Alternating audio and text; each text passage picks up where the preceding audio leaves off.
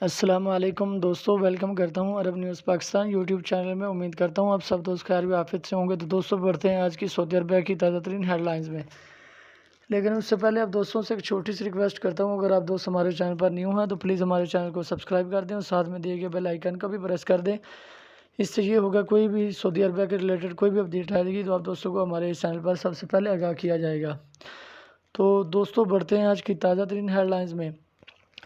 فضائی مسافروں کی کیٹیگری اے اور بی ختم کر دی گئی۔ سول ایویشن اتھارٹی کے تمام مسافروں کی کیٹیگری اے اور بی ختم کرنے کا فیصلہ کیا ہے، جبکہ کیٹیگری سی میں شامل 30 ممالک مسافروں کی آمد پر پابندی مدت میں توسیع کر دی جائے گی۔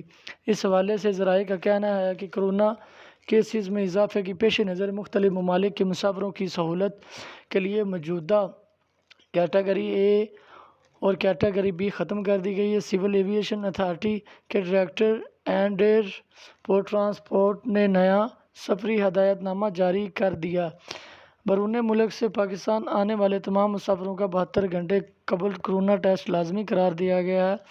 ذرائع کے مطابق پاکستان کے تمام بین الاقوامی ایئرپورٹ تمام مسافروں کا ریپڈ اینٹیجن ٹیسٹ ہوگا۔ ریپڈ اینٹیجن ٹیسٹ کی رپورٹ 20 منٹ کے اندر حاصل ہوگی۔ ٹیسٹ کی رپورٹ مثبت آنے پر مسافروں کو اپنے خرچے پر قرنطینہ کیا جائے گا۔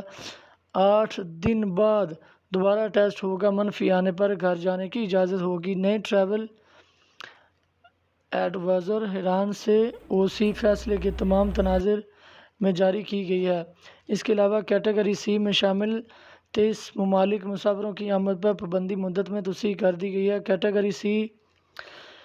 کیٹیگری سی میں ممالک سے مسافروں کی آمد پر سفری پابندی 5 مئی سے تاحکم ثانی نافذ عمل میں رہے گی۔ کیٹیگری سی میں جنوبی افریقہ، برازیل، زمبابوے، بھارت سمیت 23 ممالک شامل ہیں۔ سی کیٹیگری ممالک سے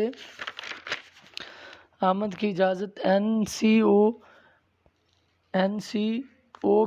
سی او کے مشترکہ مشروط قرار دی گئی ہے۔ اس ممالک میں موجود پاکستانی نے کے.پی.او.سی کارڈ ہولڈر پاکستانی کی آمد پر بھی پابندی قرار ہے۔ تو دوستو یہ تھی آج کی ہماری چھوٹی سی نیوز۔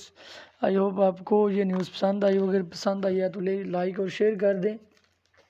تب تک کے لیے ملتے ہیں ایک چھوٹی سی نیوز میں، تب تک کے لیے اللہ حافظ۔